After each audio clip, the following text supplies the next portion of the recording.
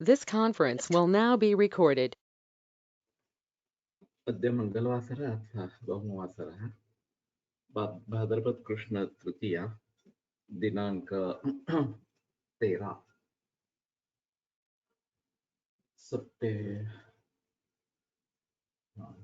सितंबर 2022 चरक्षारि सनाध्याय 4 शङ्खं चक्रं जलकान्दतमृतघटं चारुदोर्भिश्चतुर्भिः सूक्ष्मस्वच्छातिरुद्यांशुकपरिविलसन् मौलिमं भोजनेत्रं कालाम्भोदोज्ज्वलाङ्गं कटितटविलसच्चारुपीताम्बराढ्यं वन्दे धन्वन्तरिं तन् निखिलगदवनप्रौढतावाग्निलीलम् प्रौढतावाग्निलीलम् ब्रह्मणो हि समारब्धामात्रेयाद्येषु पूजिताम् अस्मदाचार्यपर्यन्तां वन्दे गुरुपरम्पराम् आयुर्वेदरतं वन्दे माधवाख्यं महागुरुम् आयुर्वेदामृतं सर्वं शिष्येभ्यो यः प्रदत्तवान् द्रष्टाज्ञानी दृष्टकर्मा कृतकर्मा तथैव च अध्यापको द्विपिशक्श्रेष्ठो महान् संशोधकस्तथा गुणैरेतैः समुदितैः यत्कार्यं प्रतनोति सः समृद्ध्यर्थं हि कार्यस्य वयं प्रयतामहे सरस्वत्यै नमो यस्याः प्रसादात् पुण्यकर्मभिः बुद्धिदर्पणसङ्क्रान्तं जगदध्यक्षमीक्षते आत्रेयं प्रथमं वन्दे आयुर्वेदजगद्गुरुम् आयुर्वेदामृतं सर्वं गृहीत्वा हि सुरेश्वरात् अग्निवेशादिकेभ्यो यत् प्रयच्छत् मुनिसत्तमः प्रथमं तन्त्रकर्तारम् अग्निवेशं नमाम्यहम्।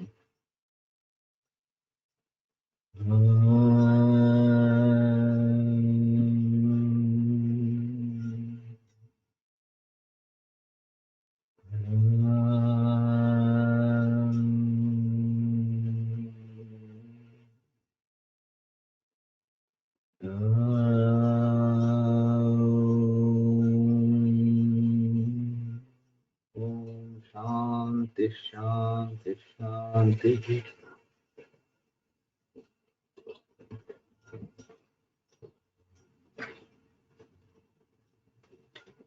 यत्तस्य यत्कालमेव इन्द्रियाणि संतिष्ठन्ते तत्कालमेव चित्तस्य वेदा निर्बन्धं प्राप्नोति तस्मात् तदा प्रवृत्ति गर्भ स्पंदते।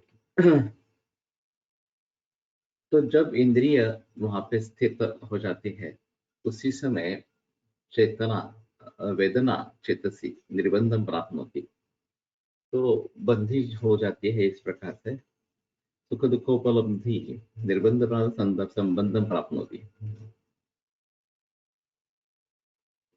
तस्मात् तदा प्रवृत्ति गर्भ स्पंदते प्रार्थयते च जन्मान्तरानुभूतं यत्किंचित् तत् द्वैहृदयम् आचक्षते वृद्धाः।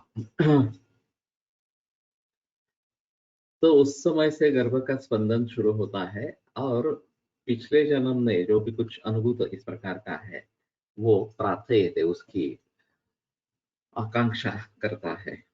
तो द्वैहृदयम आचक्षते वृद्धा, तो द्वैहृदय इस प्रकार के वृद्ध समझते हैं, मानते हैं, बोलते हैं। मातृजम चास्य हृदय मातृ हृदय नाभिसंबद्धं भवति रसवाहिनी भी संवाहिनी भी तस्मात् तयोः ताभिः भक्ति संस्पंदते। तो इसका हृदय मातृज है और माता के हृदय के साथ जुड़ा हुआ इस प्रकार का है रसवाहिनी संवाहिनी से।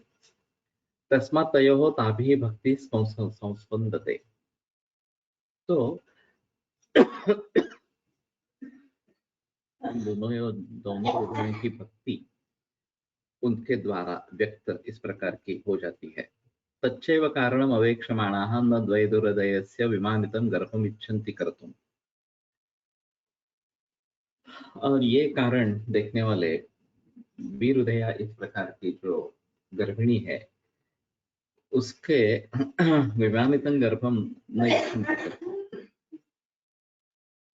गर्भ के विमान ना हो, उसकी आकांक्षा पूरी हो न हो, इस प्रकार का करना नहीं चाहते। विमानने ह्यस्य दृश्यते विनाशो विकृतिर्वा। अगर उनको जो चाहिए वो नहीं दिया गया तो उसका विनाश या उसकी विकृति हो जाती है। समानयोगक्षेमा हि तदा भवति गर्भिणी केषुचित् अर्थेषु माता। तस्मात् प्रियहिताभ्यां गर्भिणीं विशेषेण उपचरन्ति कुशलाः। तो समान योगक्षम इस प्रकार की कुछ अर्थों के बारे में, कुछ चीजों के बारे में, माता गर्भ के समान इस प्रकार की होती है। तो दोनों का योगक्षेम समान इस प्रकार का आता है, गर्भिणी का और बच्चे का, गर्भ का इस प्रकार का। तस्मात् प्रियहिताभ्यां गर्भिणी विशेषण उपचरन्ति कुशलाः। और इसलिए प्रिय और हित, इनसे कुशल लोग गर्भिणी का विशेष उपचार इस प्रकार से करते रहते हैं। तस्मात् सुख दुःख संबंधात् सुखोत्पादनार्थं दुःख परिहारार्थं च स्पन्दते चलति, तथा प्रार्थयते च सुखहेतुं जन्मान्तरात् भूतान् अनुभूतान् इत्यर्थः। तद्गर्भ प्रार्थना युक्तं मातृहृदयं द्विहृदयं द्वैहृदयम् इति वृत्ता ज्ञानवृत्तः आचक्षते। द्विहृदयस्य भावात् द्वैहृदयं मातृहृदयं गर्भहृदयेन समं हृदयद्वयं भवति। ननु गर्भहृदयं कथं मातृहृदयेन सम्बद्धं भवति? यतः मातृजमिति मातृकारणार्थवचनं रसवाहिनीभिः गर्भपोषणार्थाभिः मातृहृदय गर्भनाभिः प्रतिबद्धाभिः रसवाहिनीभिः। एतेन यद् गर्भः प्रार्थयते तया प्रार्थनया रसवाहिनीभिः हृदयम् आगतया मातापि तत् प्रार्थनावती भवति इति। एवं मातृप्रार्थनया गर्भः प्रार्थनावान् भवति। तो गर्भ का हृदय वो रसवाहिनी के द्वारा माता के हृदय से जोड़ा गया इस प्रकार का है, और फिर वो माता के जरिए कुछ प्रार्थनाएं इस प्रकार का कहता है। यहाँ पहले एक सुख और दुख इसकी अनुभूति उसको रहती है, और सुख की प्राप्ति के लिए, दुख परिहार के लिए वो स्पंदते हैं। ये एक बात अलग बताई है चक्रपाणि दत्त ने। तस्मात् तदा प्रवृत्ति गर्भः स्पंदते प्रार्थयते जन्मान्तरानुभूतं यत् किंचित् तद्वै हृदयम् आचक्षते। जनरली खाने पीने की इच्छा इस प्रकार की इस अवस्था में व्यक्त होती रहती है।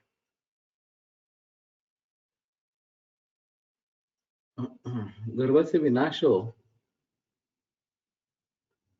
ताभिहिते संस्पन्दते इति मातृहृदयात् गर्भहृदयं याति गर्भहृदयात् मातृहृदयम् इत्यर्थः। गर्भस्य विनाशो विकृतिर्वा इति महता महा इच्छा विघातेन विनाशः स्वल्पेन तु विकृति, किं वा गर्भेच्छा पूर्विका मातुः इच्छा तद्विघातेन विनाशो गर्भस्य।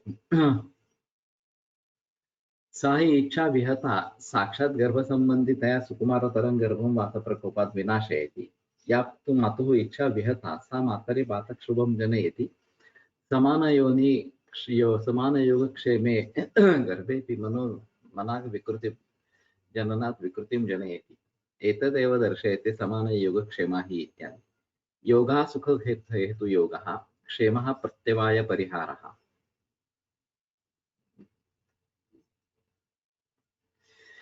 योग तेषां नित्याभियुक्तानां योगक्षेमं वहाम्यहम्, ये गीता में भी आया है, और वहां पे उसका अर्थ अप्राप्तस्य प्राप्ति ही योगः और तस्य परिपालनं क्षेम इस प्रकार से बताया गया है। तो यहाँ सुख हेतु योग और क्षेम, क्षेम उसका प्रत्यवाय का परिहार, उसमें जो कुछ बाधाएं हैं उसका परिहार, ये क्षेम है। एतो योगक्षेम मातुर्गर्भेण समानौ भवतः। तो माता और गर्भ, माता का ये योगक्षेम गर्भ के समान इस प्रकार का हो जाता है। केषुचित् अर्थेषु इति वचनात् अतुल्य योगक्षेमता च क्वचित् भवति इति दर्शयति। तो कभी माता की इच्छा अलग और गर्भ की इच्छा अलग, ये भी बात हो सकती है। इसलिए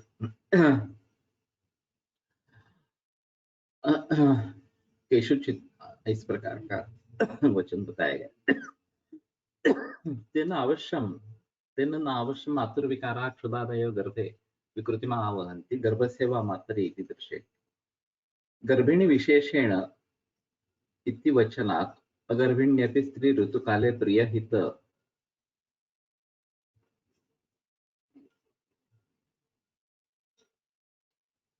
आचरणीया।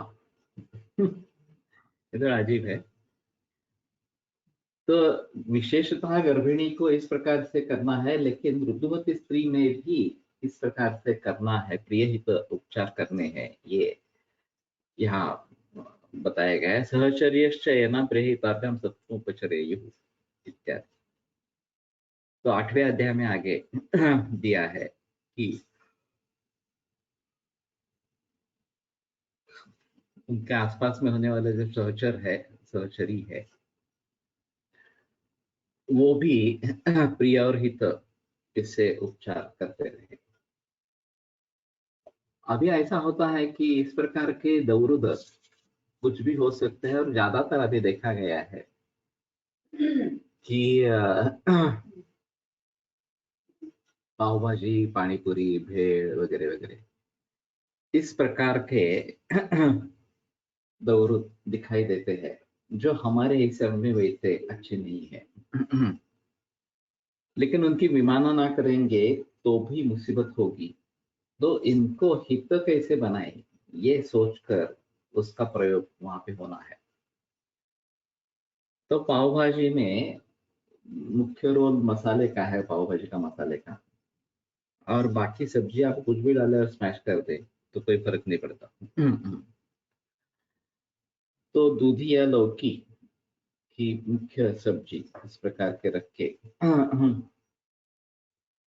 आलू का कम से कम उपयोग करके अगर हो सकती है तो, और पाव भाजी की भाजी स्वाद आने तक मसाला उसका डालना है इस प्रकार से। और उसके साथ ब्रेड लेना ही है ऐसा नहीं है, फुल्का भी ले सकते हैं, और गरम गरम फुल्का इस प्रकार से दिया जाता है तो अच्छा होता है। उसी प्रकार लाजा की भेल बनाई जा सकती है, उसमें कोकम का पानी डाला जा सकता है। दाढ़ी मास्ट का चूर्ण या लवण भास्कर वगैरह ऐसे कुछ प्रयोग किए जा सकते हैं। तो कहने का तात्पर्य आता है कि हितोपहितम अल्पकम, हित से युक्त इस प्रकार का उसको बना के देना है, और अल्प मात्रा में देना है। ये अगर बात होती है तो प्रिय हित इस प्रकार का कर सकते हैं। वैसे भी अभी जो जंक फूड, फास्ट फूड का प्रचलन बहुत बढ़ गया है, और उसकी एक अलग टेस्ट होती है, जिसकी लिए रुचि होती है। और ये फास्ट फूड के बारे में तो उसको उसमें कुछ एडिटिव्स डाले जाते हैं, जिसकी आदत बन जाती है, एडिक्शन हो जाती है उसकी। तो दो तरीके से इसके बारे में सोचा जा सकता है। एक जो पथ्यकारक पदार्थ है उनका प्रयोग पहले करें, और जो ज्यादा पथ्यकारक चीजें हैं उनको कम करे या निकाल दे इस प्रकार से। तो हमारे क्लिनिक के जब 25 वर्ष पूरे हो गए थे, तो उसमें हमने ये लाजा की भेल इस प्रकार के बना के दे दी थी खाने के लिए। तो ऐसे कुछ उपाय कर सकते हैं। या फिर पथ्यकारक पदार्थों से स्वाद वाले इस प्रकार के कुछ पदार्थ बनाए, या पारंपरिक कोई पदार्थ को प्रचलन में लाने की कोशिश करें। ये दूसरा एक ऑप्शन हो सकता है। तो मेरा एक सुझाव है कि बीएमएस के छात्रों के लिए पाककृति स्पर्धा अरेंज की जाए, और पथ्यकारक पदार्थ बताए उससे पाककृति बनाए इस प्रकार से। तो ये बात हो सकती है कि ग्रंथों में पाककृतियां भी है, निघंटु रत्नाकर वगैरह जैसे ग्रंथों में क्षीम कुतूहलम या फिर भोजन कुतूहलम, इसमें कुछ पाककृतियां अलग सी इस प्रकार से है, तो उनको प्रचलन में लाना ये एक अलग बात इस प्रकार की होगी।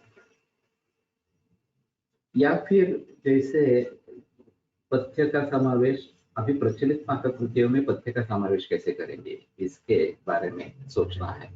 जैसे मैं भेल या पानीपुरी वगैरह की बात कर रहा हूँ इस प्रकार से। तो इसमें से कुछ चीजें उभर आएगी इस प्रकार।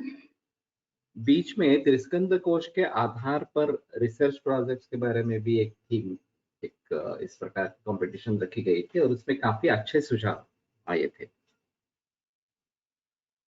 स्तन्य परीक्षण के बारे में एक सुझाव वहां पे रखा गया था, उसको पहला प्राइज मिला था उसमें। तो इस प्रकार से भी सोच सकते हैं कि परीक्षण के बारे में, रोगी परीक्षण के बारे में त्रिस्कंद कोश के आधार पर क्या क्या सुझाव हो सकते हैं इस प्रकार से।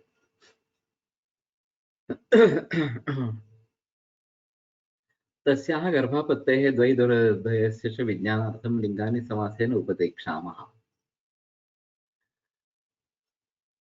तो उसमें गर्भापत्ति के विज्ञान के लिए लिंग जो है वो समास से संक्षेप से बताते हैं। उपचार साधनम ही अस्य ज्ञाने ज्ञानं च युञ्जतः तस्मादिष्टो लिंगोपदेशः।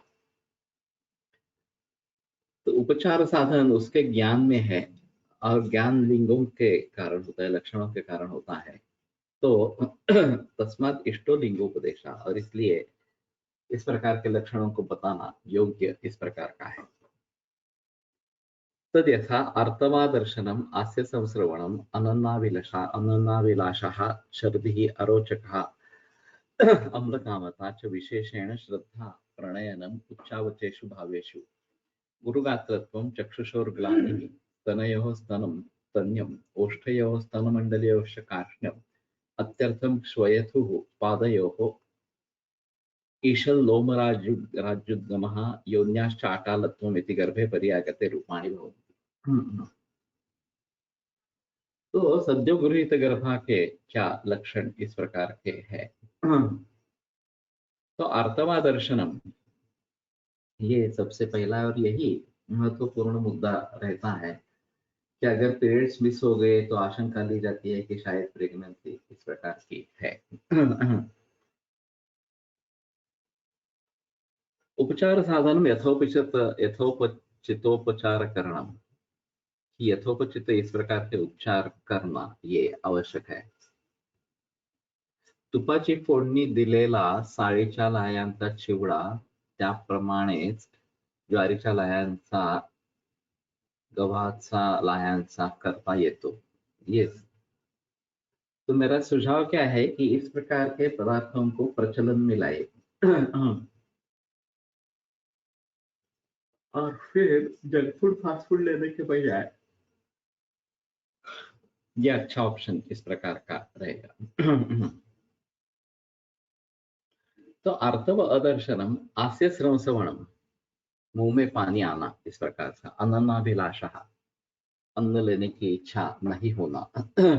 छर्दी, उल्टी होना। अरोचकः अम्लकामता च, अरोचक और अम्ल रस की इच्छा। विशेषेण श्रद्धा प्राणायाम उच्चावचेषु भावेषु, उच्चावचेषु भावेषु। ज्ञानमिति गर्भस्य द्वितीयस्य च ज्ञानम् अम्लकामता विशेषेण छेदः इति छेदः। श्रद्धा इच्छा उच्चावचेषु इच्छु निचेषु भक्षणीयत्वेन कृतेषु च अकृतेषु च इत्यर्थः।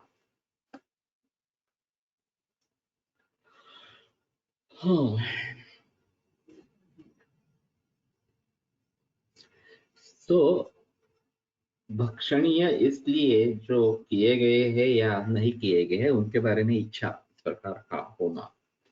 उच्च नीच उच्च या अवच, इसका मतलब ऊपर नीचे ये भी होता है। तो जिनको पसंद करते हैं लोग, वो एक चीज अधिक उच्च कही जाएगी, और जिसको पसंद नहीं किया जाता, ठीक नहीं समझा जाता, यो नीच इस प्रकार की कही जाएगी। तो उसके बारे में उस प्रकार के भावों में इच्छा होना, ये बात हो सकती है।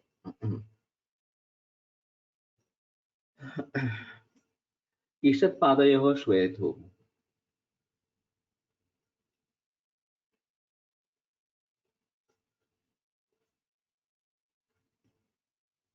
स्तनमण्डलयोश्च कार्ष्णम् अत्यर्थं श्वेतु पादयोः ईषत् उद्गमा। तो पाद श्वेतु वैसे इतने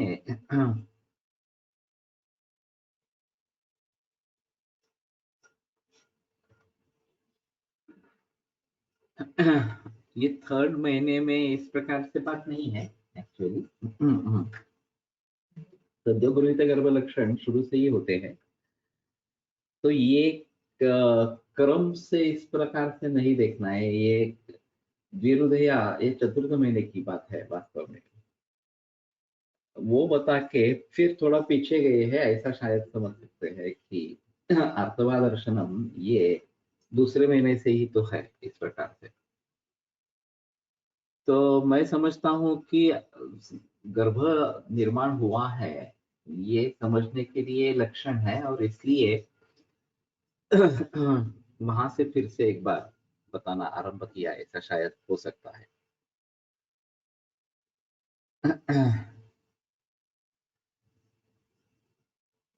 विशेषणस्य श्रद्धनाप्राणायामम् उच्चावचेषु भावेषु गुरुकर्तृत्वं चक्षुषोः ग्लानिः स्तनयोः स्तन्यम। तो ये भी बात होती है कि दूसरे महीने में ही स्तन में स्तन्य इस प्रकार का दिखाई देता है। ओष्ठयोः स्तनमंडलयोश्च कार्ष्ण्यम।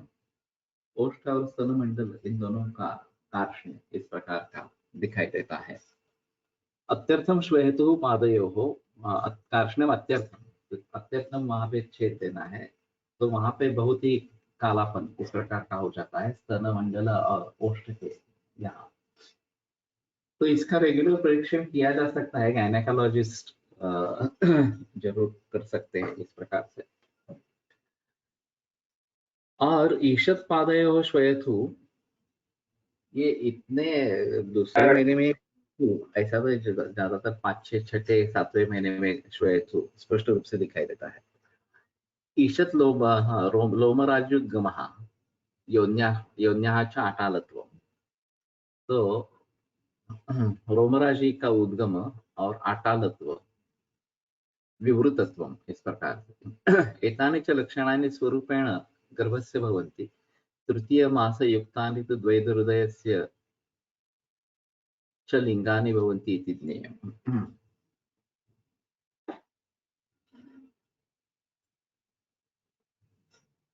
तो ये लक्षण गर्भ के लक्षण इस प्रकार के हैं, और आगे द्विहृदया इस प्रकार की हो जाती है, तो वहां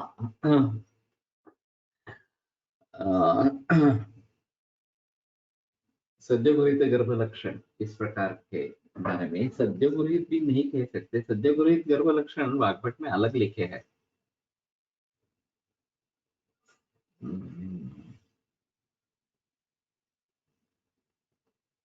ये शायद द्विहृदया के संबंध में बताना आरंभ किया, और उसी में ये अम्लेष्टता वगैरह वगैरह ये जो बातें हैं, अम्लेष्टता स्तनोपेनो सस्तन्य प्रश्नसूचकौ।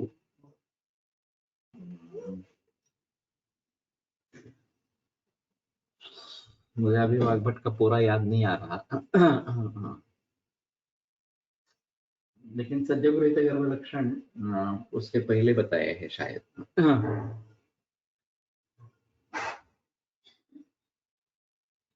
साध यद्यद इच्छेत तत्तदस्य दद्यात् अन्यत्र गर्भोपघातकरेभ्यो भावेभ्यः। तो गर्भोपघातकर भाव है उनको छोड़कर उसको जो जो इच्छा होती है वो पूरी करनी है, उसको देना है इस प्रकार से। गर्भोपघातकरास्तु इमे भावा भवन्ति तद्यथा सर्वम् अतिगुरु उष्ण तीक्ष्ण दारुणाश्च चेष्टाः। सभी अतिगुरु उष्ण तीक्ष्ण और दारुण इस प्रकार की क्रियाएं इमांश्च अन्यान् उपदिशन्ति वृद्धाः। देवतारक्षः अनुचर परिरक्षणार्थं न रक्तानि वासांसि विगृह्यात्, न मदकराणि मद्यानि अभ्यवहरेत्, न यानम् अधिरोहेत्, न मांसम् अश्नीयात्, सर्वेन्द्रिय प्रतिकूलांश्च भावान् दूरतः परिवर्जयेत्। यच्छान्यदपि किंचित श्रियो विद्युः। तो देवता रक्षा अनुचर रक्षणार्थम,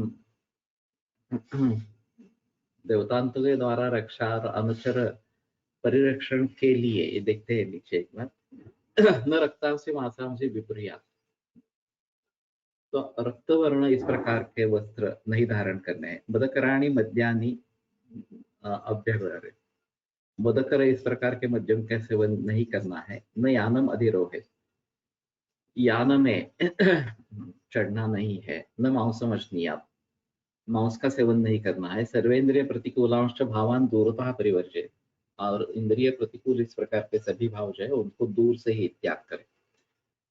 यच्चान्यदपि किंचित स्त्रियो विदु, और दूसरा भी जो वृद्ध स्त्री बताती है वो नहीं कहा। देवता रक्षा अनुचरेभ्यः परिरक्षणम, देवता रक्षा अनुचर परिरक्षणम है।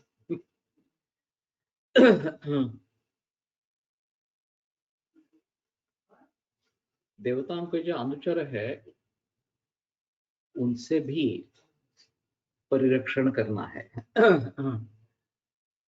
अब ये बात मालूम नहीं है, शंकर के मंदिर में काल भैरव का मंदिर पहले रहता है, और मुझे उसके बारे में कुछ मालूम नहीं था कि काल भैरव क्या होता है और उसका पहले क्यों है। तो ये अनुचर है शंकर के, और फिर उसको पहले वंदन करके आगे शंकर का दर्शन करना है। जैसे नंदी को हम पहले देख लेते हैं इस प्रकार से, और फिर शंकर जो काम करवाता है वो इन अनुचरों से काम करवाता है। तो ये भी इस प्रकार से संतप्त नहीं हो जाए अनुचर जो है, और हमारे लिए हितकर इस प्रकार के रहे, तो उनको भी पहले प्रणाम करके फिर मुख्य देव है उसका दर्शन करना है। मधा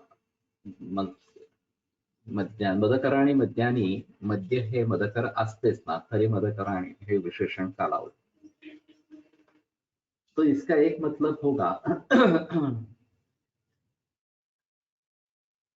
कि कुछ मद्य बहुत थोड़ी मात्रा में ही मदकर इस प्रकार के होंगे, या ज्यादा उष्ण तीक्ष्ण वगैरह इस प्रकार के होंगे तो तुरंत मद उसका हो जाता है।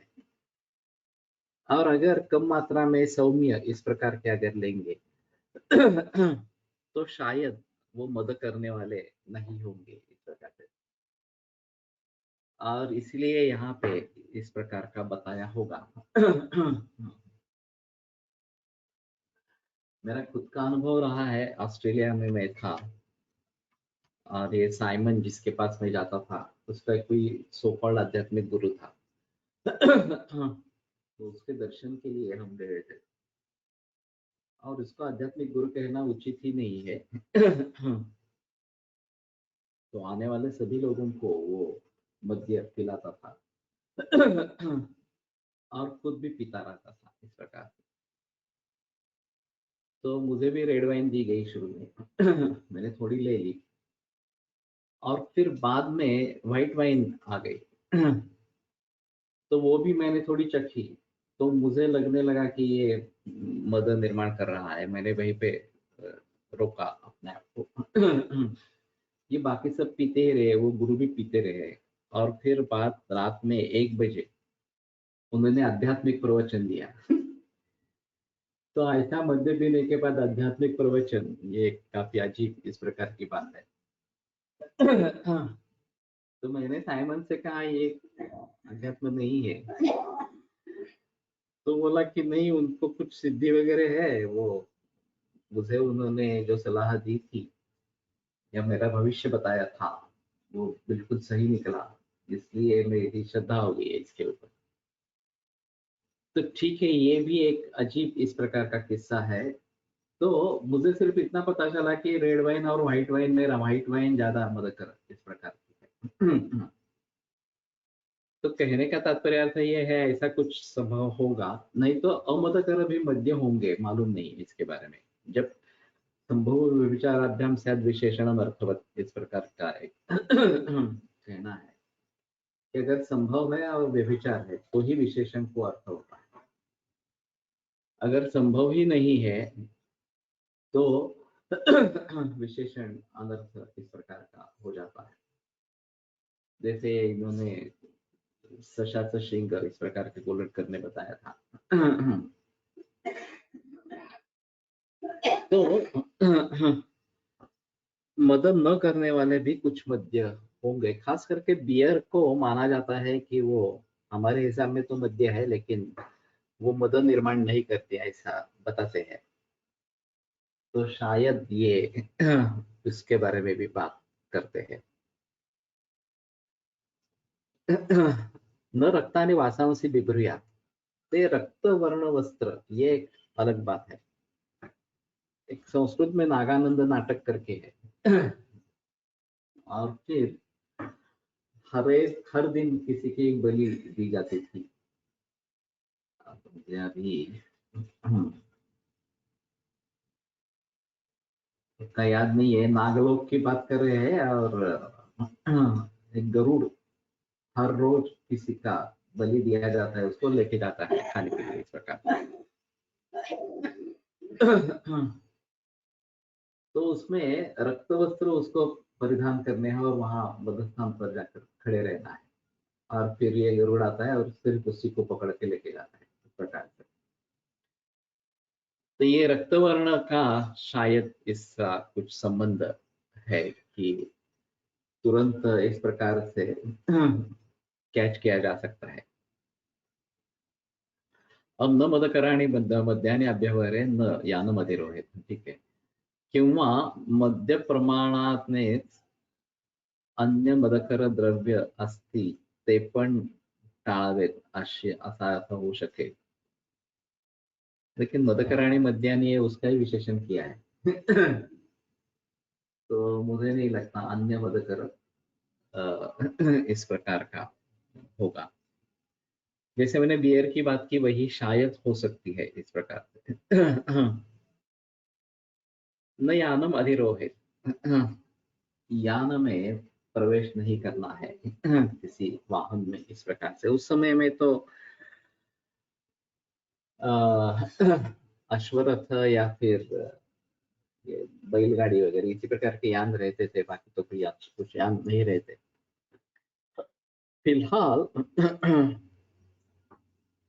द्विचक्रियानम जो टू व्हीलर है उसके बारे में निर्देश देना जरूरी, मतलब थोड़ा पानी में उसके बारे में निर्देश देना जरूरी इस प्रकार का होगा।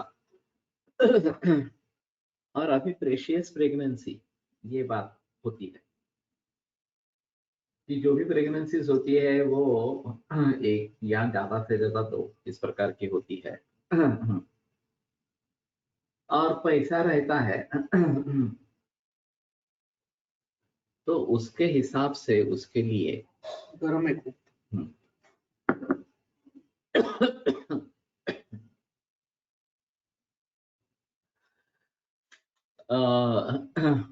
सुविधाएं अगर है, 4 व्हीलर है तो 2 व्हीलर से बेटर 4 व्हीलर है, ये थोड़ा सा रहेगा।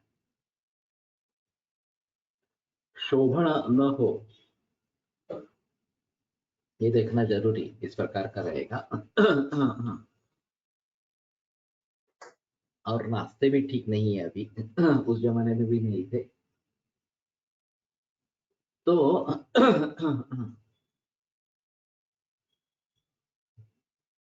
इस प्रकार से अगर 2 व्हीलर पे जाते हैं तो ज्यादा तकलीफ होने की संभावना होती है। 4 व्हीलर में सस्पेंशन थोड़ा अच्छा रहता है, और फिर चलाने वाला कौन है ये भी एक महत्वपूर्ण बात होती है। चलाने वाला अगर अच्छा हो तो फिर भी ये ठीक रहता है। लेकिन यान सेवन इस प्रकार का टालने की कोशिश करें। अभी रिट्रोस्पेक्टिव जब देखा जाता है कि जब एबॉर्शन हो जाते हैं दूसरे तीसरे महीने में और हैबिचुअल एबॉर्टर्स हो जाते हैं तो बेड रेस्ट ही लेना आवश्यक हो जाता है। और बेड रेस्ट जैसा करना भी आवश्यक हो जाता है, और इसमें मानसिक भावों का भी काफी संबंध इस प्रकार का रहता है।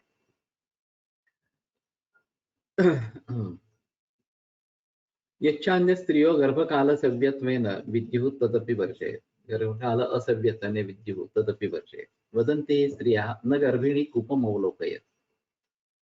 तो उसको झांक के कूप में नहीं देखना है, न नदी पार न्याया, नदी पार करके जाना नहीं इत्यादि। वृद्धस्त्री वचनमपि आगम मूलमेव यह तो ग्रंथ विस्तार भयात् न दर्शितमिति भावः। तो ये आगम प्रमाण से ही जुड़ा इस प्रकार का है,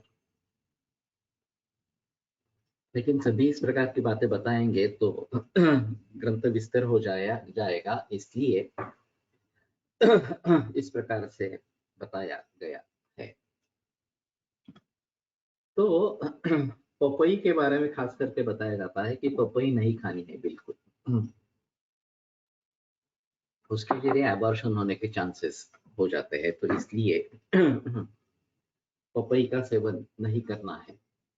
तो उसी प्रकार से थोड़ा देखना पड़ेगा कि उष्ण तीक्ष्ण इस प्रकार के जो द्रव्य है वो नहीं लेने हैं। तीव्रायां तो खलु प्रार्थनायां कामम अहितमपि अस्य हितोपहितेन उपहितं दद्यात् प्रार्थना विनयनार्थम। अगर तीव्र इच्छा है तो कामम अहितमपि अस्य, केळे पण सांगतात, केला का तो मैंने नहीं सुना था। केला केवल गुरु होगा, बाकी नहीं होगा। रेड वाइन आदि मध्य का कई लोग शीतकाल में उष्णता के लिए हृदय आदि के लाभ की दृष्टि से अल्प मात्रा में सेवन करते रहते हैं। क्या हम इसकी जगह आसव अरिष्ट जैसे द्राक्षासव, द्राक्षारिष्ट, मृत संजीवनी अरिष्ट का प्रयोग कम मात्रा में करके इस प्रकार के लाभ ले सकते हैं? हो सकता है। वैसे इस प्रकार के मद्य या आसवारिष्टों का सेवन ऋतुचर्या का एक हिस्सा है, और ऋतुओं में कहीं कहीं इसके बारे में निर्देश है। तो आसवारिष्ट लेना ज्यादा अच्छा है। वैसे रेड वाइन जो बनती है वो उसी तरीके से बनती है। विदेशों में वाइनरीज काफी प्रचलन में है और ठंड भी बहुत ज्यादा है। तो उस दृष्टि से और सीमित मात्रा में सेवन करते हैं तो दिक्कत नहीं आती। उसके फायदे, मद्य सेवन के जो फायदे हैं वो जरूर मिलते हैं। ये आसक्ति उसकी जब बन जाती है और प्रमाणातिरेक इस प्रकार का हो जाता है, तब दिक्कत वाली बात हो जाती है। और फिर मद्यासक्ति इस प्रकार से हो जाए तो वो पूरी दुर्गति का कारण इस प्रकार का हो जाता है। तो ऐसे हालात में उससे दूर रहना ही बेहतर इस प्रकार का है, मतलब दूर रहना ही बेहतर। They take wine before meals, but it is advisable to take asava arishta before meals.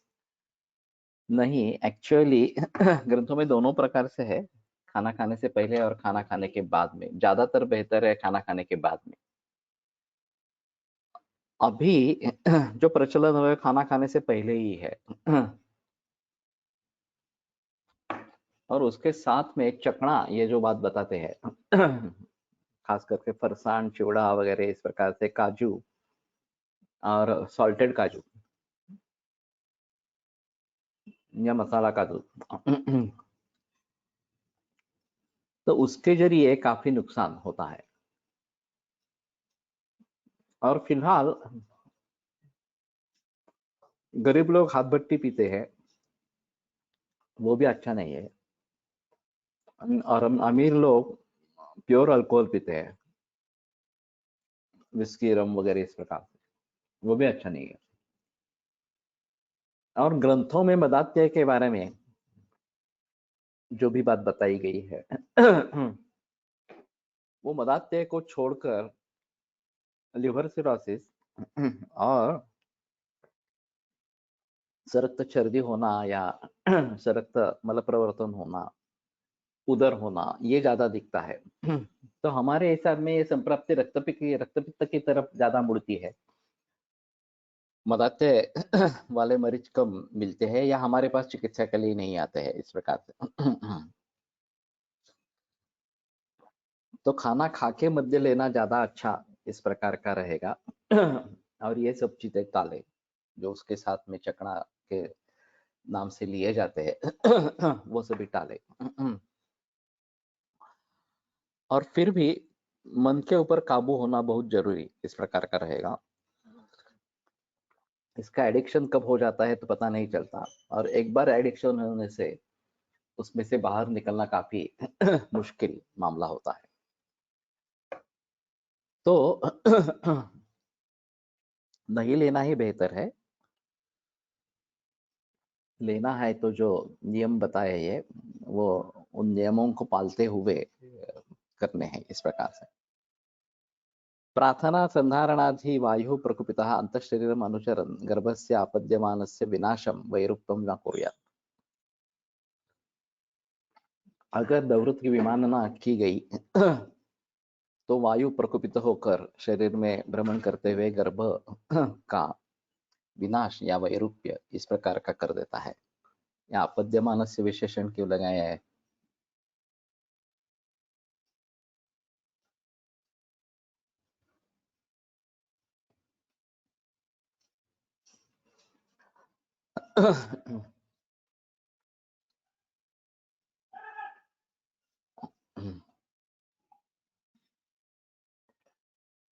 एतच्च स्तोकक्रमेणापि प्रार्थितादाने सति भवति। यथोक्तवेदना वा हितादाने सति इच्छा मना समग्रा वा खंडिता भवति। इच्छा विघातश्च मनस्रोतः मनक्षोभकर भयादि वत् वातप्रकोपको भवति। आपद्यमानस्य इत्यनेन गर्भस्य अतितरुणत्वेन मनागपि वातक्षोभासहत्वं दर्शयति।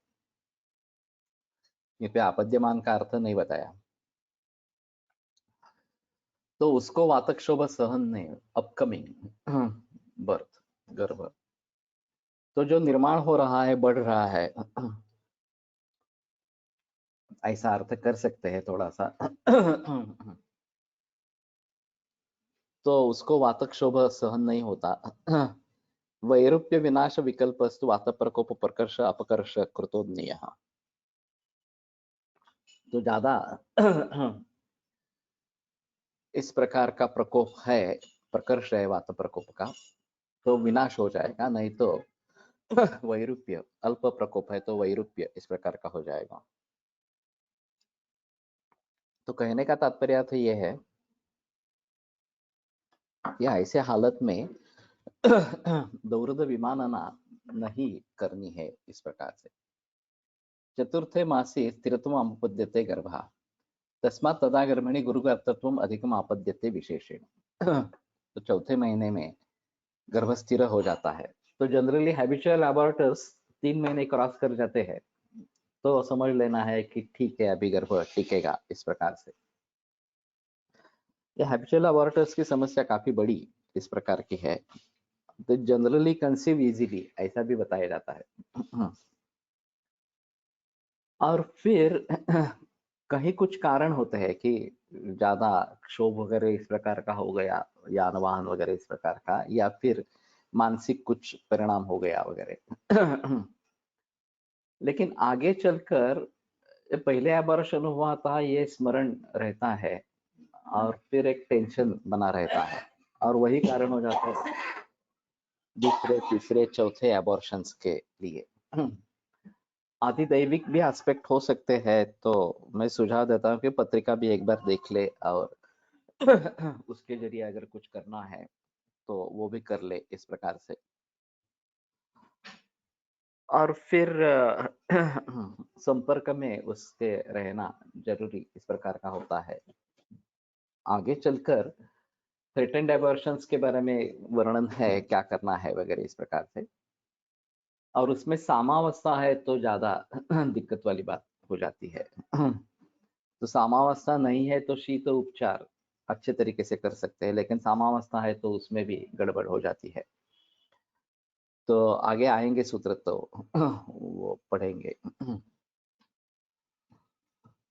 तो इसमें गुरुगात्रत्व गर्भिणी में महसूस ज्यादा होता है, विशेषण होता है। पंचमे मासे गर्भस्य मांसश्रोणित उपचयो भवति अधिकमन्येभ्यः मासेभ्यः तस्मात् तदा गर्भिणी कार्शम आपद्यते विशेषण। ये अलग है थोड़ा सा। तो मांसश्रोणित उपचय 5वें महीने में होता है, अधिकम अन्येभ्यः मासेभ्यः, विशेष दूसरे महीनों की अपेक्षा से ये ज्यादा होता है। तस्मात् तदा गर्भिणी कार्शम आपद्यते विशेषण, तो इसलिए उस महीने में गर्भिणी कृश इस प्रकार की हो जाती है। इसमें ये देखना है कि गर्भिणी का वजन कम हुआ है या गर्भ का हुआ है। अभी तो सोनोग्राफी के जरिए गर्भ के बारे में काफी पता चलता है कि लेंथ वगैरह कितनी है, वजन प्रोबेबल कितना है, ये भी बता देते हैं इस प्रकार से। और उस मास के अनुकूल अगर नहीं है तो गर्भ के लिए कुछ करना है। गर्भिणी का वजन देखा ही जाता है और अगर वजन बढ़ा नहीं किसी महीने में या कम हो गया इस प्रकार से, तो फिर थोड़ी आशंका होती है कि गर्भ की स्थिति क्या है, इसके बारे में देखना जरूरी इस प्रकार का होगा। और अभी तो गर्भिणी अवस्था में इस प्रकार से सोनोग्राफी करते ही रहना, अभी तो एनोमलिक स्कैन वगैरह ये भी होते रहते हैं, तो ये रूटीन हो गया अभी। दूसरे महीने एक बार, चौथे महीने में एक बार, फिर छठे सातवें महीने में एक बार वगैरह वगैरह, इस प्रकार से ये बार बार सोनोग्राफी होती ही रहती है। पाळी लांबवण्याला लवकर आणण्यासाठी येण्यासाठी वारंवार गोळ्या घेणे हा हेतू बऱ्याच हॅबिच्युअल अबॉर्शन मध्ये आढळतो। पूर्वी सोयीसाठी MTP करून घेतलेली असणे हेही एक हेतू काही मध्ये आढळतो। सही है। वैसे हिस्ट्री लेते हैं तो इन सभी बातों के बारे में जान लेना बहुत जरूरी इस प्रकार के है। कैंसर के बारे में भी ये बात अहम है। हार्मोन्स इस प्रकार से लिए गए हैं या फिर IVF बार बार किया गया है जिसमें हार्मोनल इम्बैलेंस हो जाता है। और MTP करने वाले केवल अभी प्रेगनेंसी नहीं चाहिए इसलिए MTP करने वाले भी लोग होते हैं। अगर गर्भ में कुछ विकृति है या फिर गर्भिणी को कुछ धोखा है वगैरह वगैरह, इस कारण से अगर MTP की गई तो अलग बात है, लेकिन सिर्फ अभी गर्भधारणा नहीं चाहिए इसलिए MTP करने वाले इस प्रकार के होते हैं और वो आसानी से करने वाले डॉक्टर्स भी है। तो इसमें एक बात भूली जाती है कि ये हत्या है और उस हत्या का पातक होता ही है। तो जब तक ऐसी नौबत नहीं आती कि हत्या करने के बजाय कोई और रास्ता नहीं है, विकृति हो जाएगी वगैरह वगैरह इस प्रकार के कुछ है, तभी MTP के बारे में सोचना है, नहीं तो MTP के बारे में बिल्कुल नहीं सोचना है। और हत्या के बारे में कोई कुछ बताता नहीं है। तो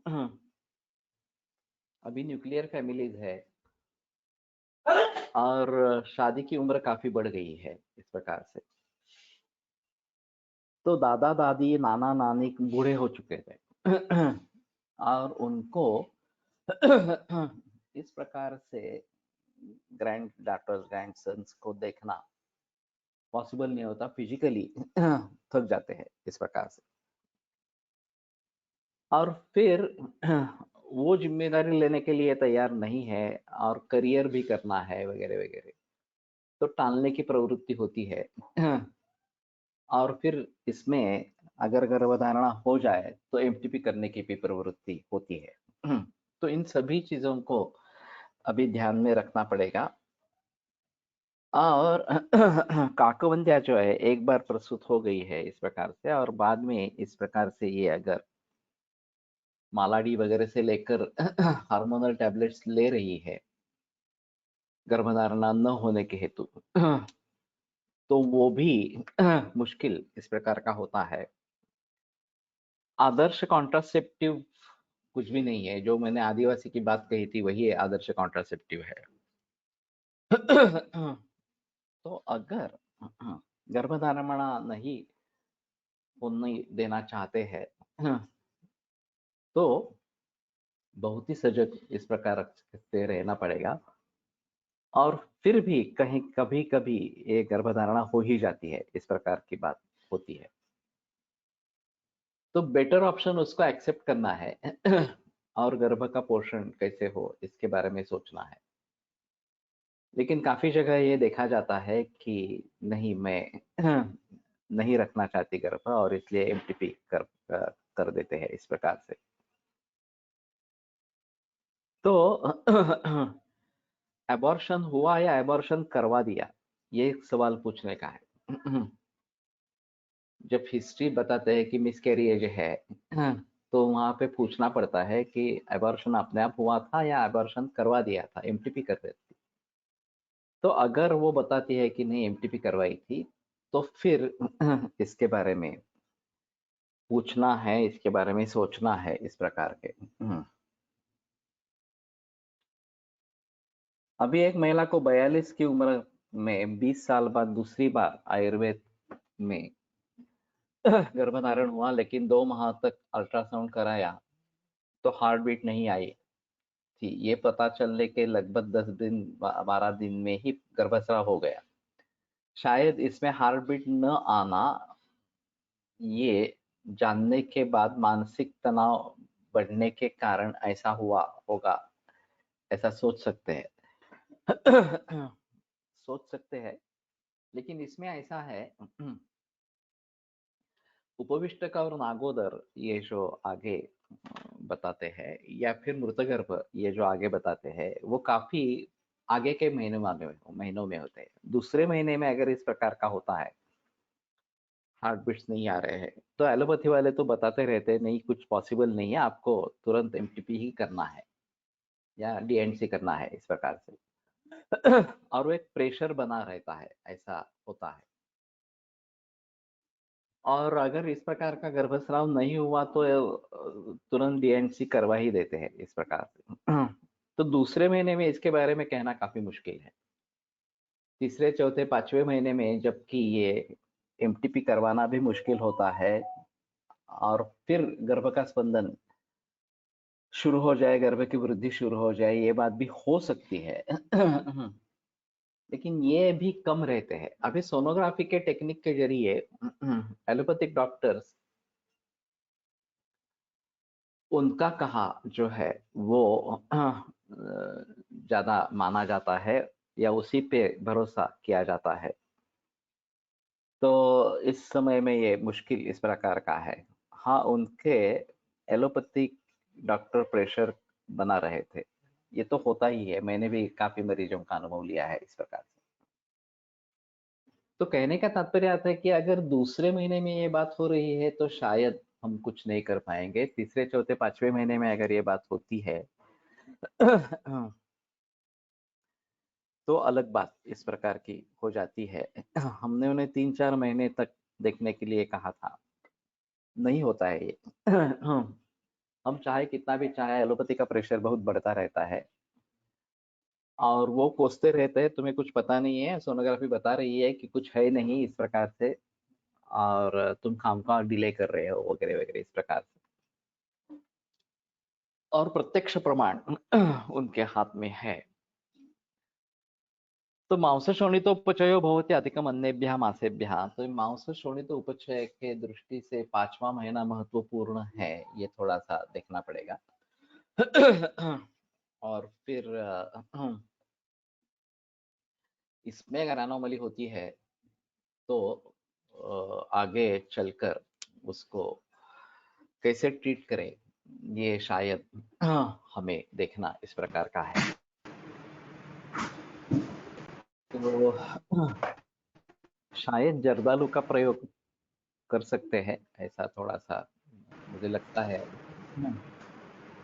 और रक्त के हिसाब से मेरा तो सुझाव रहता है कि शुरू से ही लोहे के बर्तन में सब्जी रोटी सब्जी दाल बनाओ इस प्रकार से सभी के लिए घर पे। तो इससे हीमोग्लोबिन अच्छा रहता है, और गर्भिणी में अगर हीमोग्लोबिन अच्छा होना ये जरूरी है, नहीं तो एलोपैथी डॉक्टर फिर बहुत सारे हिमॅटॉनिक देना आरंभ कर देते हैं. हार्टबीट नाही, परंतु आयुर्वेदिक चिकित्सा चालू ठेवली आणि नंतर पूर्ण प्रसूती झाली असेही होते. 2 रुग्णांचा अनुभव आहे. ठीक है, ये अच्छा रहा कि आयुर्वेदिक ट्रीटमेंट को उन्होंने मान लिया और प्रेगनेंसी कंटिन्यू की. जनरली एलोपैथी में प्रेशर में आकर प्रेगनेंसी निकाल देने की कोशिश करते हैं. तो अगर मानने वाले लोग इस प्रकार के हैं, इस प्रकार के इंस्ट्रूमेंटेशन ने टेक्नोलॉजी ने हमारा फायदा किया है, नुकसान किया है, ये एक अलग बात है. लेकिन उससे सिर्फ फायदा ही होता है ऐसा नहीं, उससे नुकसान भी होता है, ये बात ध्यान में रखनी है. और खास करके मानस भावों पर परिणाम हो जाता है, ये एक अहम मुद्दा इस प्रकार का है. पहला बच्चा भी आईवीएफ से हुआ था. 20 साल ट्राई करने पर भी दूसरी प्रेगनेंसी नहीं हो रही थी. आयुर्वेद से केवल 3 माह में गर्भधारण हो गया था. ठीक है, इसके बारे में काफी बहस हो सकती है. आज रुकते हैं. कल मुझे एक बार याद दिलाना, टेक्नोलॉजी से फायदा और नुकसान इन दोनों के बारे में सोचना पड़ेगा. एक अच्छा सब्जेक्ट इस प्रकार का रहेगा. आयुर्वेद प्रकांड निगदितैः हि शल्यतंत्र प्रधानः शिष्येभ्यः शाश्वतोऽयं निखिलजनकृपा व्याप्तचित्तेन येन आयुर्वेदस्य वाञ्छन् पुनरपि भुवने ताञ्च सुष्ठु प्रतिष्ठां श्रेष्ठं धन्वन्तरिं तं प्रणमति च सदा वैद्यवर्गो हि नूनम् वैद्यवर्गो हि नूनम्.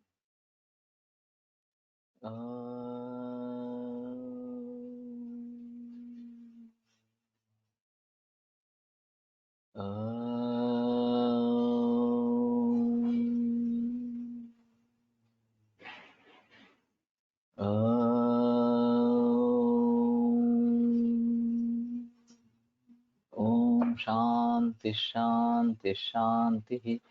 विरम्यते व्याख्यान व्यापारात्. श्वः पुनरपि